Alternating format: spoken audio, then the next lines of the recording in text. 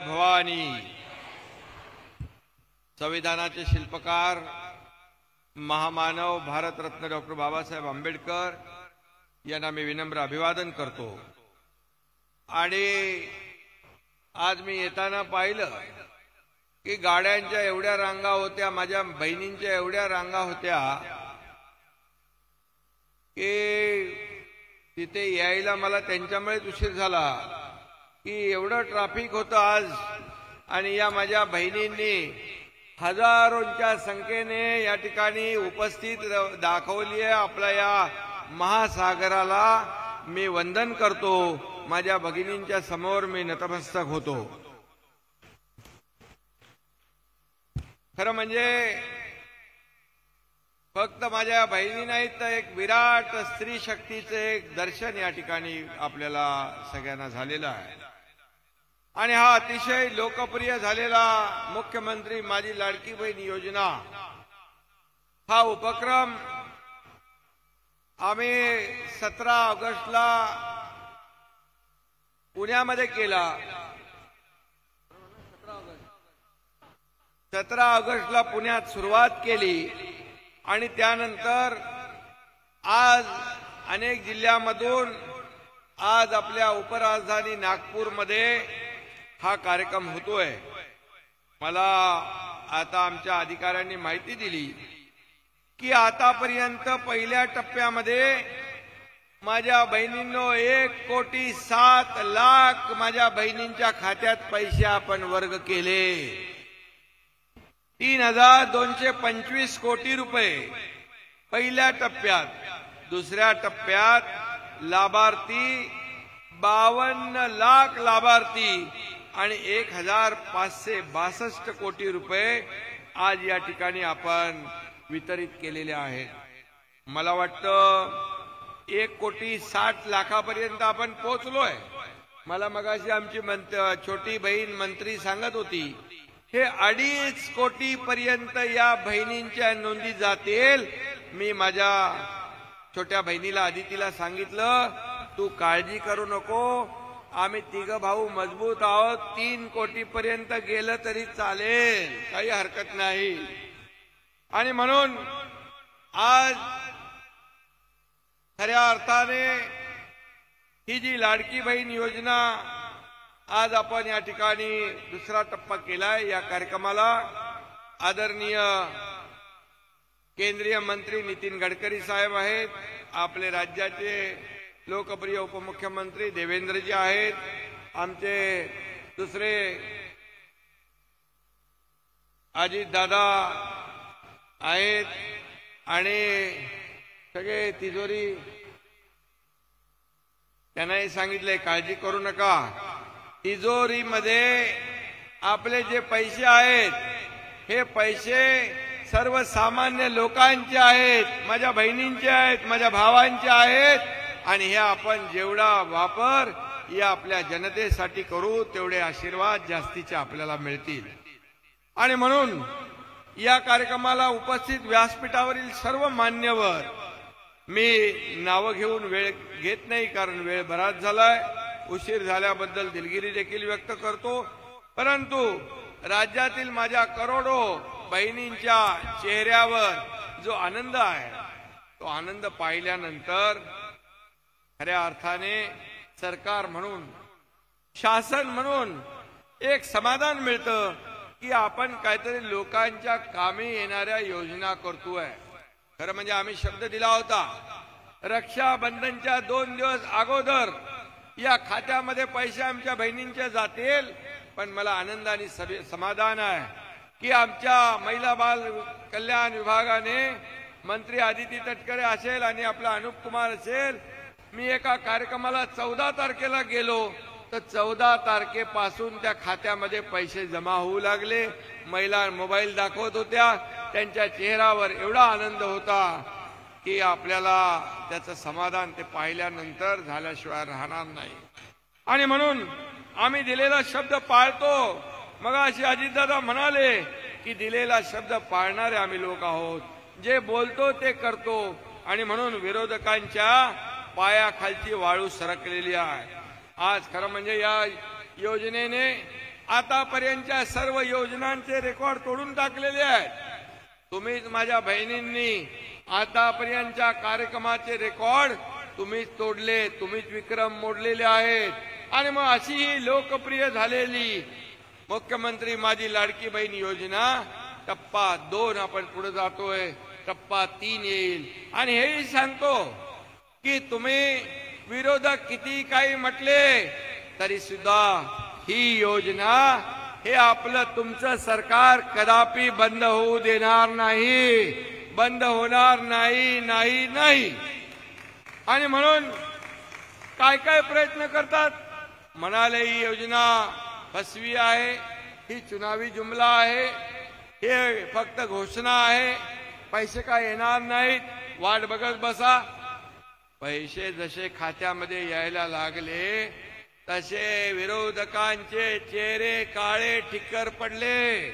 बुरी नजर वाले तेरा मुंह काला, अशी परिस्थिती झाली माझ्या बहिणींनो. आणि मग म्हणाले काही लोक, लवकर पैसे काढून घ्या, लवकर पैसे काढून घ्या, नाही तर सरकार पैसे काढून घेईल. हे सरकार देणार आहे, हे सरकार घेणार नाही. हे पूर्वीचं सरकार आपल्याला माहित आहे, हप्ते घेणार होतं, हे हप्ते भरणार सरकार आहे. माझ्या बहिणींच्या खात्यात 2-2 हप्ते भरणार सरकार आहे. त्यामुळे ही देना बँक आहे, ही लेना बँक नाही. आणि म्हणून माझ्या बहिणींनो आपल्याला विश्वास देतो की कुठल्याही परिस्थितीमध्ये ही जी योजना सुरू केलेली आहे, ही योजना मगाशी गडकरी साहेब म्हणाले की भाऊबीज आम्ही देणार, रक्षाबंधन दिलं, आता भाऊबीज आता येते आहे, या भाऊबीजीला पण या खात्यात पैसे जातील. पण फक्त एक भाऊबीज आणि रक्षाबंधन नाही, तर ही ओवाळणी, ही आमच्या भावांची, तुमच्या बहिणींना ही ओवाळणी कायमस्वरूपी आहे, ही माहेरचं आहेर आहे. त्यामुळे तुम्ही चिंता करू नका, ही योजना बंद होणार नाही. आणि एवढंच सांगतो, तुम्ही जर सरकारची ताकद वाढवली, सरकारची ताकद वाढवली, सरकारची आर्थिक ताकद वाढली, आपण पाहतोय राज्यामध्ये विकासाची कामं सुरू आहेत, अनेक योजना सुरू आहेत. आणि माझ्या बहिणींनी सरकारची ताकद वाढवली तर फक्त आम्ही 1,500 पर्यंत थांबणार नाही. तुम्ही जशी सरकारला ताकद द्याल, 1,500चे 2,000 होतील, 2,000चे 2,500 होतील, 2,500चे 3,000 होतील. किंवा माझ्या बहिणींनो त्याहीपेक्षा जास्ती देण्याची दानत आमची आहे. जेव्हा आमची ताकद वाढेल तेव्हा आम्ही तुम्हाला देताना हात आकडता घेणार नाही, हा शब्द आम्ही तुम्हाला द्यायला आलेलो आहे. आणि म्हणून विरोधकांनी किती आकांडतांडव केलं. मगाशी देवेंद्रजींनी सांगितलं की कोण, मगाशी आशिषनी एक कागद दाखवला मला कोर्टाचा, अनिल पलकड, काय अनिल वलपडी, वडपल्ली तो आडवाच पडणार आहे, कारण तोही कोर्टात गेलाय. का तर मुख्यमंत्री माझी लाडकी बहीण योजना बंद करा म्हणून. यापूर्वी देखील काही लोक कोर्टात गेले, त्यांचा इतिहास तपासा, त्यांचा पार्श्वभूमी बघा, कुणाचे आहेत ते लोक. म्हणजे एकीकडे बदनाम करायचं आणि दुसरीकडे कोर्टामध्ये जायचं. मी त्याही वेळी म्हणालो होतो, उच्च न्यायालय माझ्या बहिणींवर अन्याय नाही करणार, माझ्या बहिणींना न्याय देणार. आणि मग मुंबई हायकोर्टाने त्याची याचिका फेटाळून टाकली आणि माझ्या बहिणींचा मार्ग मोकळा केला. आणि आता पुन्हा त्या ठिकाणी गेलेत. खरं म्हणजे मला सांगा, सर्वसामान्य बहिणींच्या खात्यात 1,500 रुपये गेले तर तुमच्या पोटात का दुखतं? पहिले म्हणायचे 1,500 रुपयांनी काय होतंय, 1,500 रुपयांनी तुम्ही काय बहिणींना विकत घेताय, महिलांना तुम्ही लाच देताय.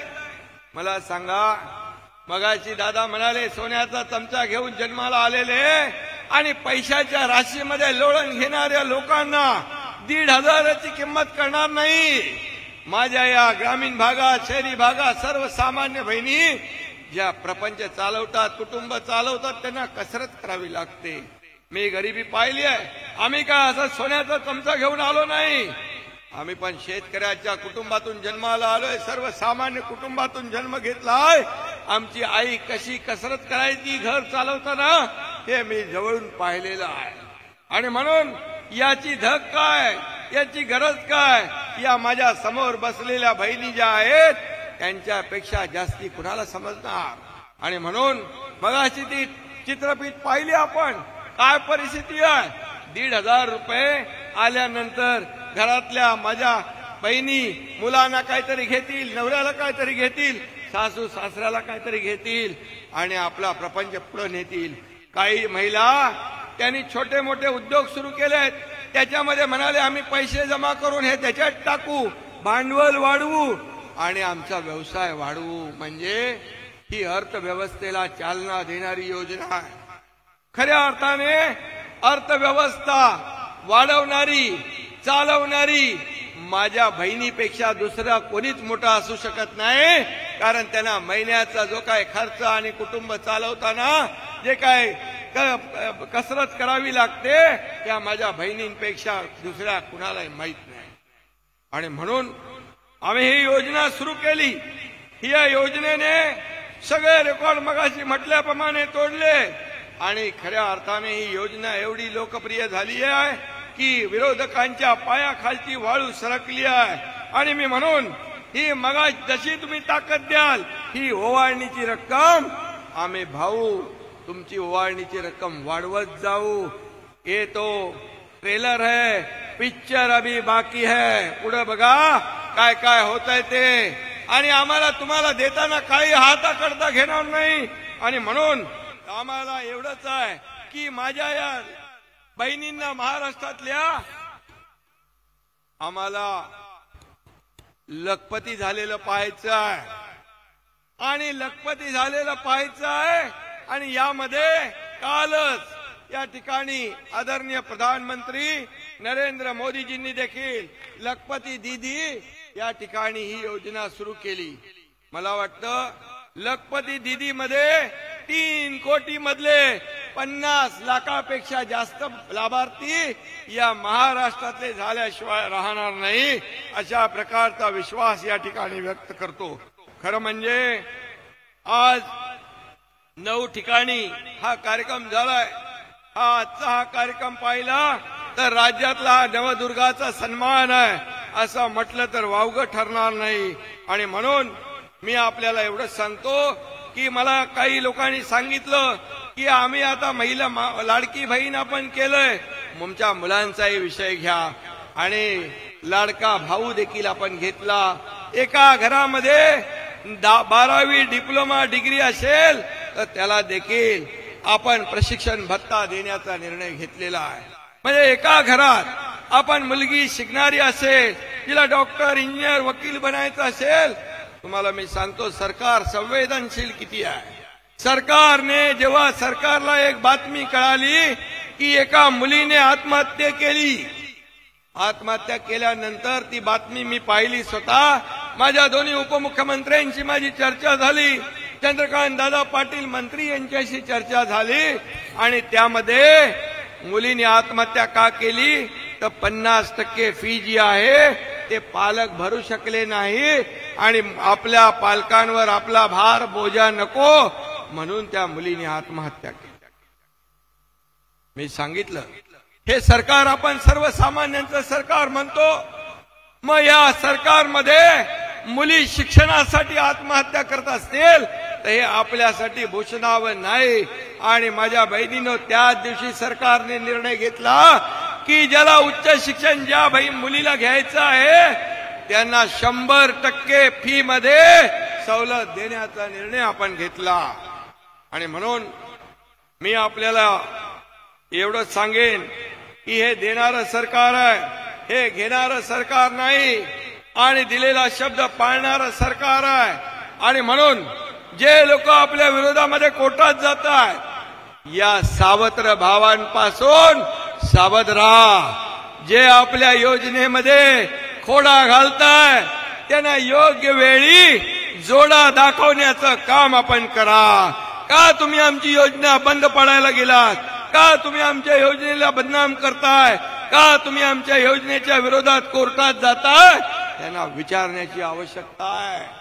आणि इकडे विरोध करायचा आणि तिकडे बोर्ड लावायचे आणि त्याचं श्रेय घेण्याचं काम करायचं, असं दुटप्पी भूमिका जे लोक घेत आहेत त्यांना आपण बिलकुल लक्षात ठेवा। आणि त्याचबरोबर एक जे काय आता महिलांना म्हणाले मुख्यमंत्री माझी लाडकी बहीण योजना दिली, आता आम्ही सुरक्षित बहीण देखील देणार। माझ्या बहिणींवर, माझ्या आया बहिणींवर, माझ्या मुली बाळींवर कोणी अत्याचार अन्याय करेल तर त्याला काय दिलं पाहिजे? त्याला फाशीची सजा झाली पाहिजे। हे सरकार कोर्टामध्ये न्यायालयामध्ये मागणी करणार। गुन्हेगाराला माफी, गुन्हेगाराला माफी आणि चुकीला माफी, ही तुमची भूमिका, ती सरकारची भूमिका। आणि म्हणून आपण विश्वास ठेवा की या ठिकाणी तुमचे हे भाऊ जे आहेत सरकारमध्ये बसलेले, ह्या तुमच्या हिताचा निर्णय घेतील, तुमच्या सुरक्षेची जबाबदारी घेतील, तुमच्यावर अन्याय होता कामा नये यासाठी जे जे कायदे नियम जे काय करायचं ते करतोय। आणि म्हणून आज शेतकऱ्याला देखील आपण न्याय दिलाय। आज वीज पंप बिलाचं बिल आपण माफ केलंय। 7.5 HP ची मोटर लावून शेती करणाऱ्या शेतकऱ्याचं बिल माफ केलंय। आपण वयोश्री योजना लागू केली आहे। या सर्व योजनांचा लाभ आपण घ्या, एवढंच मी आपल्याला सांगतो। आणि पुन्हा एकदा आपल्या सगळ्यांना मनापासून या ठिकाणी धन्यवाद देतो की एवढ्या मोठ्या संख्येने आपण या ठिकाणी उपस्थित झालात, एवढ्या लांबून आपण या ठिकाणी आलात आणि या कार्यक्रमामध्ये सहभागी झालात। आपल्याला मी एवढाच आश्वासन देतो, एवढं वचन देतो की तुम्ही विश्वास ठेवा, ही योजना फक्त रक्षाबंधन आणि भाऊबीजे पुरती मर्यादित नाही, ही योजना कायम सुरू राहणार। कारण आपल्या आशीर्वादाने गेल्या 2 वर्षामध्ये या सरकार महायुतीने केलेलं काम जे आहे, एकीकडे विकास आपण साधलाय, रस्ते केले, मेट्रो केली, आपण मोठमोठे प्रकल्प राबवले, समृद्धी हायवे केला। आज या महाराष्ट्रामध्ये अनेक प्रकल्प सुरू आहेत आणि एकीकडे विकास आणि दुसरीकडे कल्याणकारी योजना। विकास आणि कल्याण याची सांगड घालण्याचा प्रयत्न आपण केलेला आहे। आणि म्हणून जे काम 2 वर्षात आपण 2.25 वर्षात केलंय, हे काम आपण नक्कीच लक्षात ठेवाल। आणि या कामाची पोचपावती येणाऱ्या विधानसभेच्या निवडणुकीमध्ये महायुतीच्या पाठीशी आपले आशीर्वाद ठेवा, एवढंच विनंती आपल्याला करतो। आणि पुन्हा एकदा आपल्या सगळ्यांना मनापासून मी धन्यवाद देतो, मनापासून आपले आभार मानतो। आणि ज्यांची आपली योजनेमध्ये नोंदणी बाकी आहे, ही नोंदणी अशीच पुढे सुरू राहील हा शब्द देतो। धन्यवाद। जय हिंद, जय महाराष्ट्र। मनपूर्वक धन्यवाद सन्माननीय मुख्यमंत्री आदरणीय श्री एकनाथजी शिंदे। आणि यानंतर मी इथे आमंत्रित करते डॉक्टर अमोल शिंदे, मुख्य समन्वयक मुख्यमंत्री जनकल्याण कक्ष यांना। मुख्यमंत्री माझी लाडकी बहीण योजनेमध्ये एकत्रित 101 करोड 40 लाखाचा चेक आपण 10 महिलांना प्रतिकात्मक याच्यामध्ये देत आहोत। त्याच्यामध्ये श्रीमती शांताबाई भटकर, श्रीमती ज्योती देवेश्वर, श्रीमती प्रतिमा रंगारी, श्रीमती कुंदा कुलपे, श्रीमती दर्शना मेश्राम, श्रीमती दीपिका चौधरी, श्रीमती सुनीता टोमरे, श्रीमती अलका कामटे आणि श्रीमती रंजना नारनवरे, श्रीमती पुष्पा राऊत या 10 महिलांना प्रतिकात्मक स्वरूपात आपण आज 101 करोड आणि 40 लाखाचा चेक देत आहे।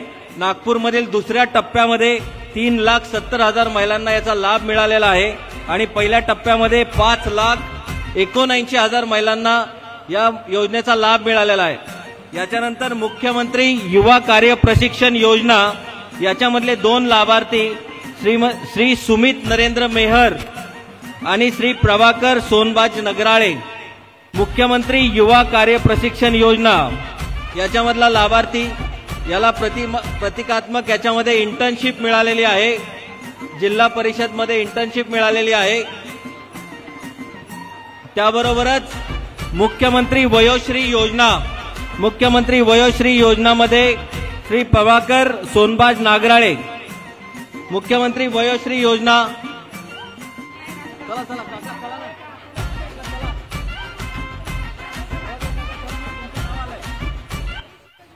प्रभाकर सोनबाजी नागराळे मुख्यमंत्री वयोश्री योजना आणि मुख्यमंत्री तीर्थदर्शन योजनामध्ये राजेंद्र पाल सिंग चौहान यांना आज इथं प्रतिकात्मक स्वरूपात लाभ वाटप मिळत आहे। त्याबरोबरच मुख्यमंत्री अन्नपूर्णा योजनामध्ये श्रीमती शुभांगी जयप्रभात दमकोंडवार यांनाही प्रतिकात्मक स्वरूपात हे मिळत आहे। धन्यवाद।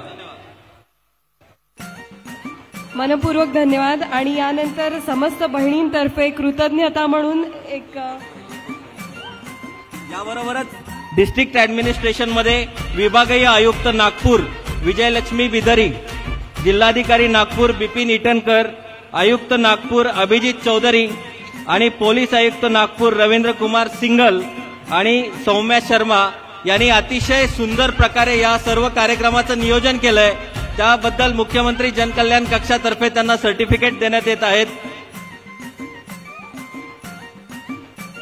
विभागीय आयुक्त विजयलक्ष्मी बिद्री, जिल्हाधिकारी बिपिन इटनकर, आयुक्त नागपूर अभिजित चौधरी, पोलीस आयुक्त नागपूर रवींद्र कुमार सिंगल आणि सौम्या शर्मा। मनपूर्वक धन्यवाद। आणि यानंतर सगळ्या बहिणींतर्फे कृतज्ञता व्यक्त करणारा एक सन्मानपत्र आपल्या समस्त अतिथींना इथे प्रदान करण्यात येत आहे। या मानपत्राचं लेखन केलंय माननीय श्री तुषार ठोंबरे अपर जिल्हाधिकारी नागपूर यांनी आणि तेच या मानपत्राचं वाचन करणार आहेत।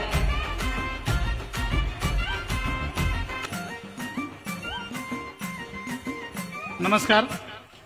सन्माननीय मुख्यमंत्री महोदय, सन्माननीय दोनही उपमुख्यमंत्री महोदय आणि माननीय महिला बाल विकास मंत्री यांना प्रदान करावयाच्या मानपत्राचं मी या ठिकाणी वाचन करतो आहे। घरादारासाठी खस्ता खात कोंड्याचा मांडा करून स्वतः जळत भवतालाला उजळवणाऱ्या बाईला आपल्या आयुष्याची परिपूर्ती इतरांच्या कृतज्ञ हसण्यातच शोधावी लागते, हा आजवरचा इतिहास आहे। जरी तिच्या त्यागाचे मोल करता येत नसले तरी तिच्या कष्टाचे मूल्य निश्चित आणि नियमित रूपाने देण्याचा प्रयत्न शासकीय यंत्रणेच्या पातळीवरती आजवर कुणीही केला नाही। मात्र तिच्या अस्तित्वाला प्रतिष्ठा देणारे पुरोगामी वळण मुख्यमंत्री माझी लाडकी बहीण योजनेच्या रूपाने अवतरले आहे। या सर्व सन्मान्य नेतृत्वांच्या मार्गदर्शनाखाली निर्माण झालेल्या या योजनेकरिता नागपूर जिल्ह्यातील सर्व बहिणी या सर्व नेतृत्वांना मनापासून वंदन करू इच्छितो। त्यांना सर्व नागपूरच्या बहिणींच्या वतीनं हे मानपत्र प्रदान करण्यात येत आहे। सगळ्यांनी राष्ट्रगीताच्या सन्मानार्थ आपल्या जागेवर उभं राहावं ही विनंती। आपण राष्ट्रगीत घेणार आहोत आणि मग कार्यक्रम संपेल। मी सांगितल्यावर सुरू करा, थांबा जर। आपण राष्ट्रगीत घेणार आहोत आणि त्यानंतर हा कार्यक्रम संपेल। राष्ट्रगीत झाल्याशिवाय कोणीही कार्यक्रम स्थळावरून प्रस्थान करू नये ही विनंती। सगळ्या महिलांना सूचना आहे, इथून एकदम प्रस्थान करू नका। आपल्या पोलिसांच्या सूचनांचं पालन करा आणि एकदम प्रस्थान करू नका। त्यांनी नियोजित केल्याप्रमाणेच कार्यक्रम स्थळ सोडा। दुसरी महत्त्वाची सूचना, तुमच्या भोजनाची व्यवस्था तुम्ही ज्या बसमधून आल्या त्या बसमध्ये करण्यात आलेली आहे। तुम्हाला तुमच्या बसमध्ये भोजन दिलं जाईल, त्याच्यामुळे त्याची चिंता कोणी करू नका। फक्त पोलिसांच्या आज्ञेचं पालन करा। राष्ट्रगीताच्या सन्मानार्थ सगळ्यांनी उभं राहावं ही विनंती करते। राष्ट्रगीताला सुरुवात करावी, पोलीस बँड पथकाला विनंती।